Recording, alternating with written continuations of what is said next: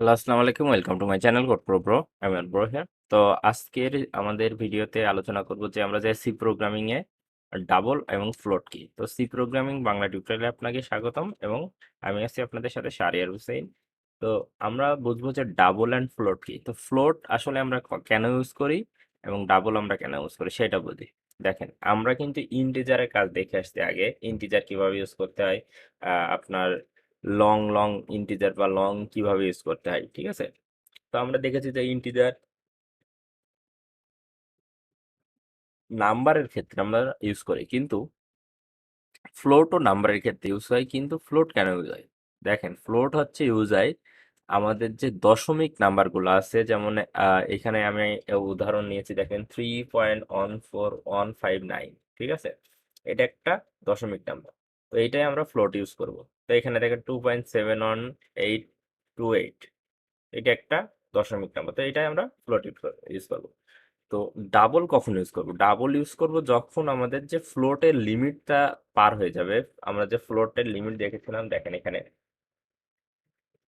Float 4 byte, তো এটার লিমিটটা দেখেন এই। তারপর এইটার লিমিট যদি পার হয়ে যায় তাহলে আমাদের ডাবল ইউজ করতে হবে, ঠিক আছে। তো ডাবলের লিমিটটা আমাদের কত? 2 পয়েন্ট এত থেকে এত। তো আমাদের এটা 3.4 এইখানে। তো আমরা সেই জন্য হচ্ছে ডাবল ইউজ করব। তো আমরা মোটামুটি যদি আমি আপনাদেরকে একটা শর্ট লজিক দিতে যাই, সেটা হচ্ছে আপনারা ফ্লোট যে কোনো দশমিক নাম্বারে ইউজ করবেন, এবং আপনার যদি কোনো র্যান্ডমলি বড় নাম্বার নিতে হয় তাহলে ডাবল ইউজ করবেন, ঠিক আছে। যে আপনার দশমিকে একটু বড় নাম্বার সেটা ডাবল, এবং যদি দশমিকে ছোট নাম্বার হয় তাহলে ফ্লোট। আপনার ফার্স্টের দিকে এটা রাখবেন।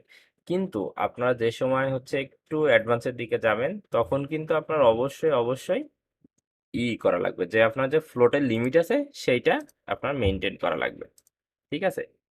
তো ফ্লোটের লিমিটটা আমরা যদি দেখি,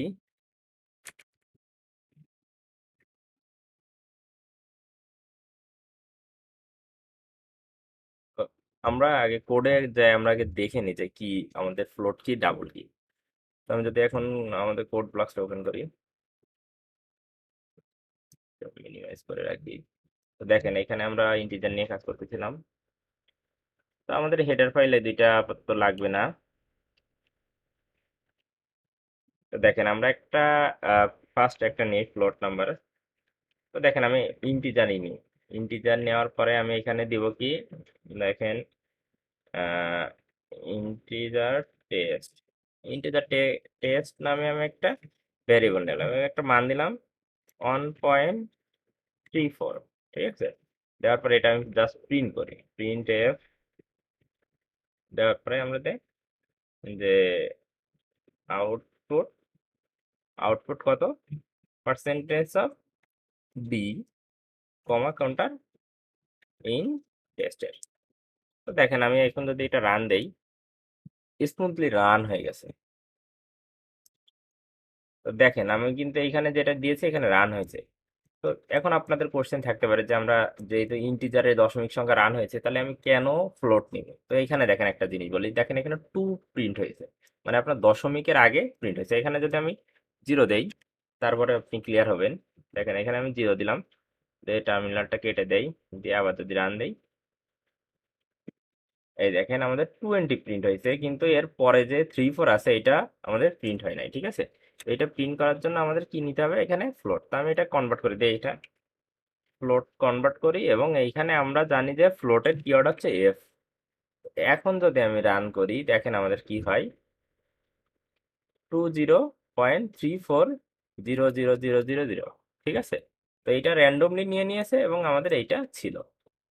এখন আমি যদি এখানে ডাবল ইউজ করি,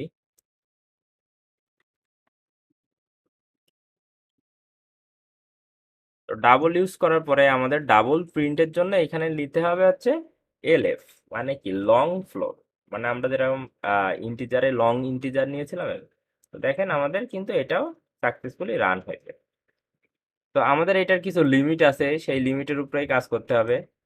যেমন হচ্ছে আমাদের যে ইন্টিজারে দেখেছিলাম যে আমরা মিনিমাম ইন্টিজারে একটা লিমিট আছে, এবং আপনার লং লং এ ইন্টিজারে একটা লিমিট আছে। তো এইরকম আছে আছে ডাবলের একটা লিমিট আছে।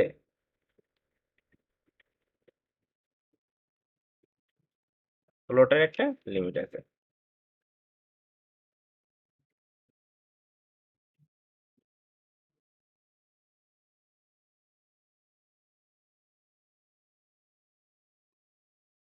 তো আমি আপনাদের জন্য একটা কোড রেডি করে রেখেছিলাম, আমি কোডটা জাস্ট এখানে কপি পেস্ট করতে চাচ্ছি। সেটা হচ্ছে এই যে, আপনারা এটা দেখে দেখে দিতে পারেন, এবং এইটার জন্য আমাদের একটা হেডার ফাইল লাগবে। আমি হেডার ফাইলটা দিয়ে দিচ্ছি।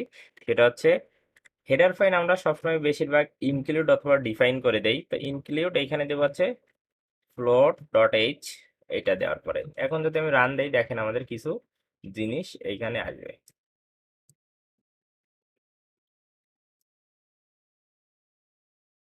দেখেন আমাদের ডাবলের ভ্যালুটা এত পর্যন্ত নিবে, যে আপনার দশমিক এইখানে, এবং দশমিকের আগে এই কয়টা সংখ্যা, এবং দশমিকের পরে এই কয়টা সংখ্যা।